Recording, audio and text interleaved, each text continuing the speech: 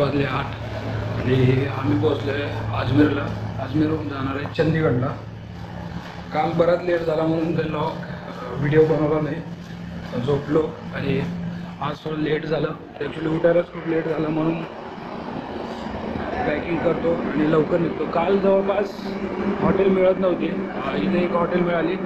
10-10:30ला hotel केली आणि hotel Nilkanth. आजचा प्लॅन आहे की चंदीगडला जायचं. चंदीगड इथून 650 तास, बघू किती कवर होतं. आत्ता 8 वाजले, अजून अर्धा-पाऊण तास तरी जाईल. आणि अजून ब्रेकफास्ट पण बाकी. ब्रेकफास्ट करतो, लगेच पॅक करतो आणि लवकर निघतो आणि भेटतो. चलो, हर हर महादेव. चलो.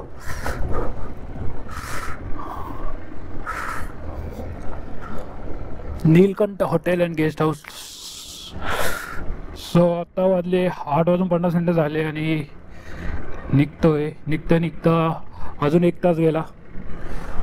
मला वाटतं बराच लेट झाला आहे ऑलरेडी, खूपच जास्त लेट केलं. इथून आता चंदीगड आहे 650च्या आसपास, पण त्या अगोदर आपण जाणार आहे किशनगडला. किशनगड डंपयार्ड एक पॉईंट आहे, तो पॉईंट बघायचा चाललं आहे. तो पॉईंट बघून मग तसंच पुढे जाणार. आय थिंक तो ऑन द वेज आहे, फक्त 400-500 मीटर आत जावं लागतं हायवेपासनं. चलो लवकर जाऊया, लवकर डिस्टन्स कवर करूया. आज ने जाता आवरून गेला तर सरळ अजमेर हायवे आणि तिथून ब्रिज खालून आपल्याला राईट घ्यायचं आहे. काय रे बाबा,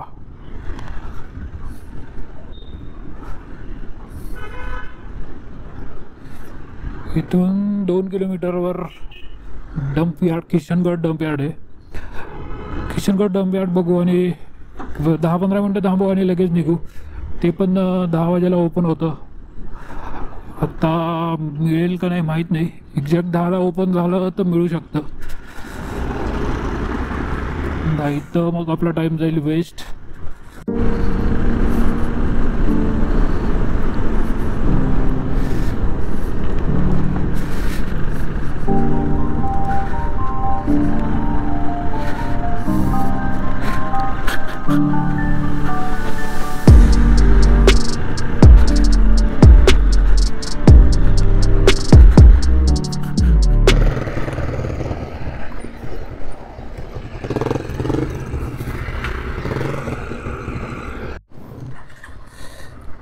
सो ये आहे Kishangarh dump yard association, Kishangarh marble association. आणि इथे डंपयार्डचं तिकीट फ्री आहे, पैसे लागत नाही. आणि पार्किंगला वगैरे कुठेच काहीच पैसे द्यायची गरज नाही. ते अंकल बराच वेळ बोलत बसले होते माझ्याशी की काही कोणी पैसे मागितले देऊ नका. आणि तिथे कुठेही पैसे द्यायची गरज नाही आहे. डंपयार्डच्या बाजूलाच एअरपोर्ट आहे म्हणून ड्रोन आणि कॅमेरा अलाउड नाही आहे. मोबाईलमध्ये होईल तेवढे फोटो व्हिडिओ करू शकतो.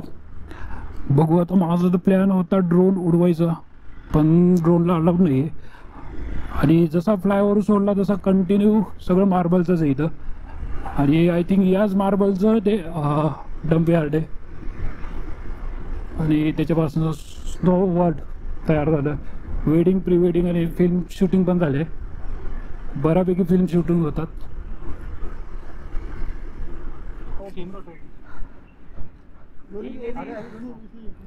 दोनों का उसी में ले ले. वो अटैच है उसके साथ, वो रिकॉर्डिंग का नहीं है. वो हमारा वो निकलता नहीं ना. ये देखो, ये ना, ये ज्वाइन किया इधर. इससे कुछ रिकॉर्ड नहीं होता. ये हमारे सेफ्टी के लिए रखते हैं हम. ये रास्ता बताने का, वो सिर्फ सेफ्टी के लिए लगते हैं ना. उसमें क्या रिकॉर्ड होगा? हेलमेट में तो पहन के थोड़ी जाऊंगा ना मैं. हाँ, इसमें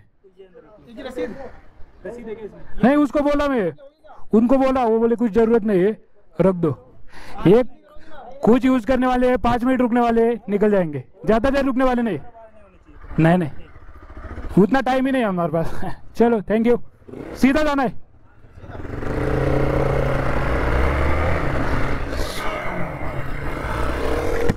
सो असं आहे, इथं कॅमेरा बिलकुल अलाउड नाही आहे।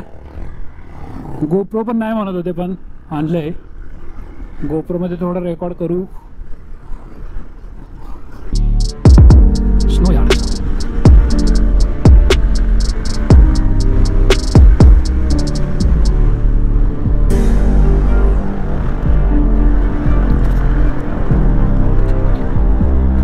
ओके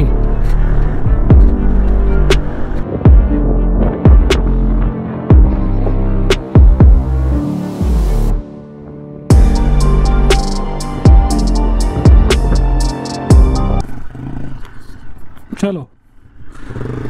सो डम्पिंग यार्ड बघितलं गेलं। ॲक्च्युली पावसाळ्यात आणि हिवाळ्यात चांगलं आहे डम्पिंग यार्ड। आत्ता थोडं उन्हामुळे एवढं काही नाही, आणि त्यात टायमिंग पण चुकलं आपल्याला। तिथं एक अंकल भेटले, अंकलशी गप्पा करत होतो, बराच वेळ झाला गप्पा करत करत 10:30 वाजला। त्यांनी एक हायवेचा रूट सांगितला, कारण की प्रॉब्लेम काय होतो, इकडनं मॅप लावला ना,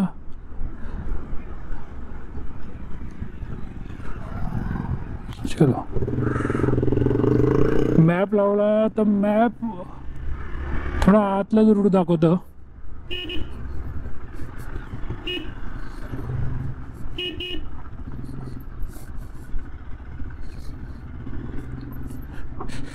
चला हो रे।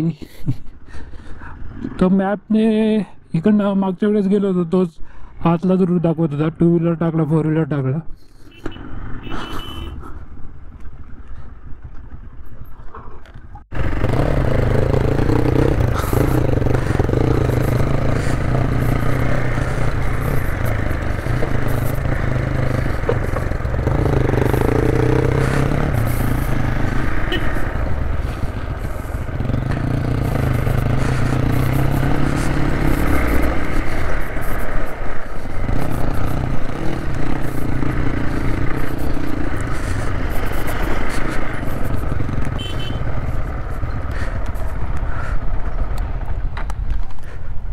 ये वाला स्वतः जयपूर हायवेला लागलो, जयपूर दिल्ली।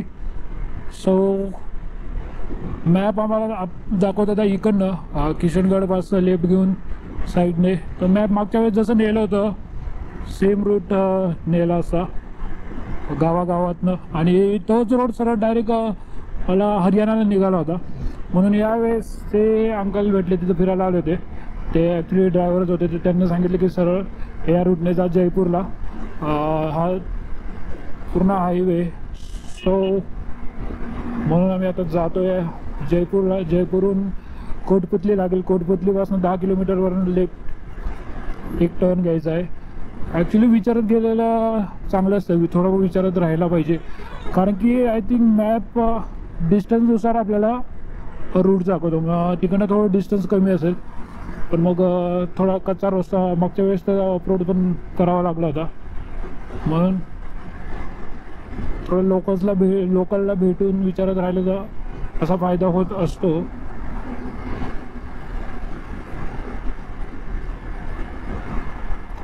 थोडं जयपूरपर्यंत मला वाटतं अशीच ट्रॅफिक राहील थोडी, जयपूर नंतर मग काही नाही।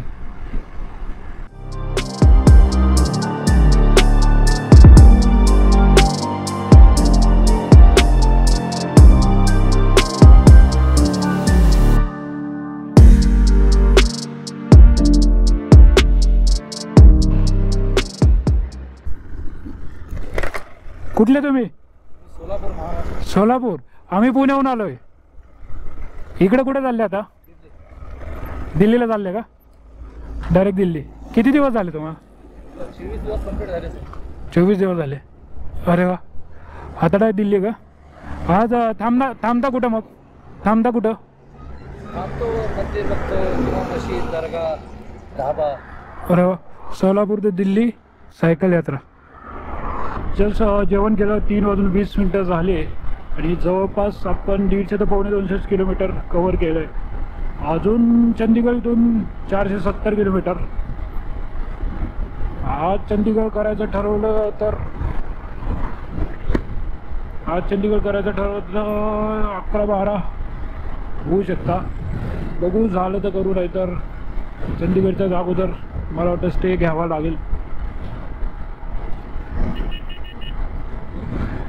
ॲक्च्युली उन्हामुळे डिस्टन्स कव्हर होत नाही.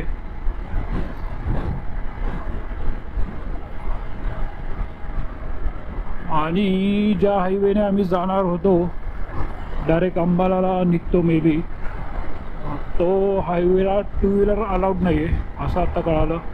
म्हणून अजून परत 2 तास तरी वाढत आहेत. बघू आता तिथं जाऊनच बघू. फुल करतो. ऑनलाइन है ना? कितना रेट इधर? 95. नाही रे, पेट्रोल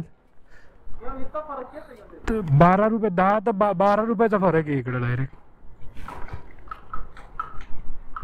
पेट्रोल फिलअप केलं तर वाजले 5.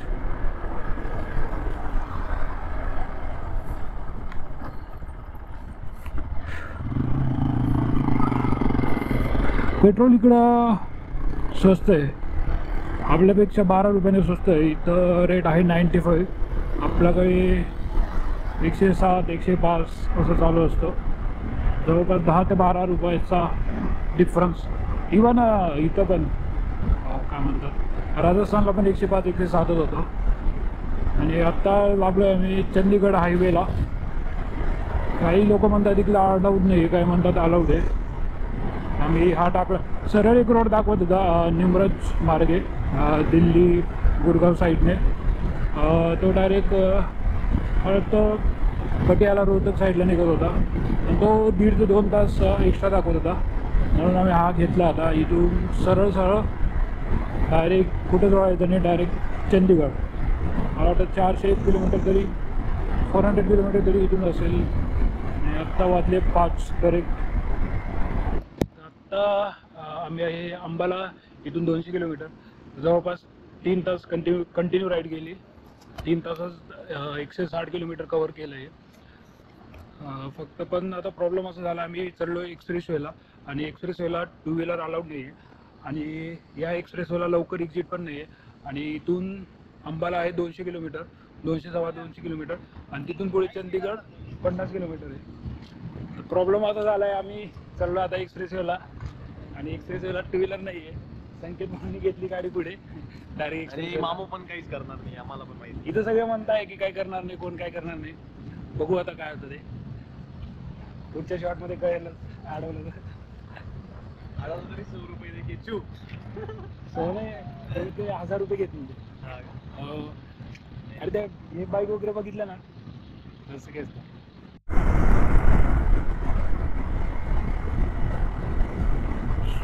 सो परत एकदा एक्सप्रेसवेला लागलो आणि एक्सप्रेसवेनेच जातो आहे डायरेक्ट अंबाला. सगळं लोकलला विचारले, ते म्हटलं काही प्रॉब्लेम नाही, बायकर आहेत तुम्ही, बायकरला इकडे काही अडचण नाही, पोलीस अडवणार नाही.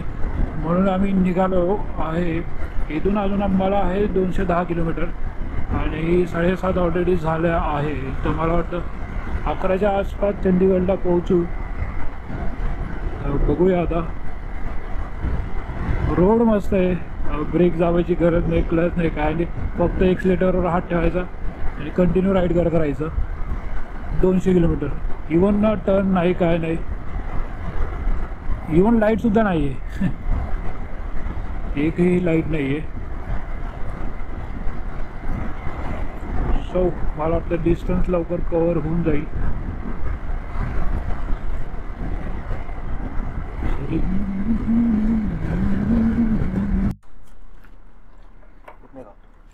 फुल कर दो.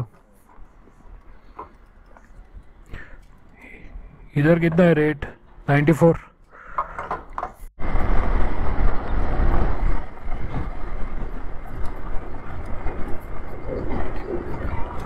फक, पुढचं काही दिसत नाही. रात्रीचे 12:15 झाले आणि रोड खराब लागतोय, कच्चा रोड.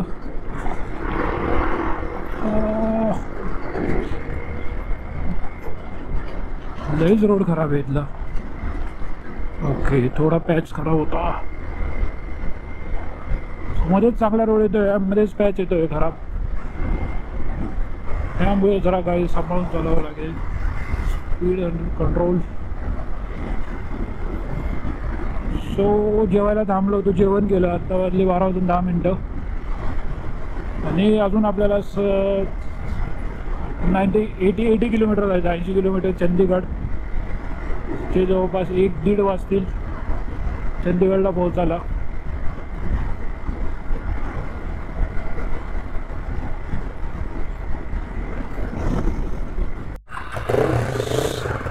सो इट्स 1:30 आणि फायनली चंदीगडला पोहोचलो आहे. Just on the ways room book केला. अरे वा, चांगलं दिसतंय. 900, कारण की उद्या अर्ली मॉर्निंग निघायचं आहे आपल्याला. अरे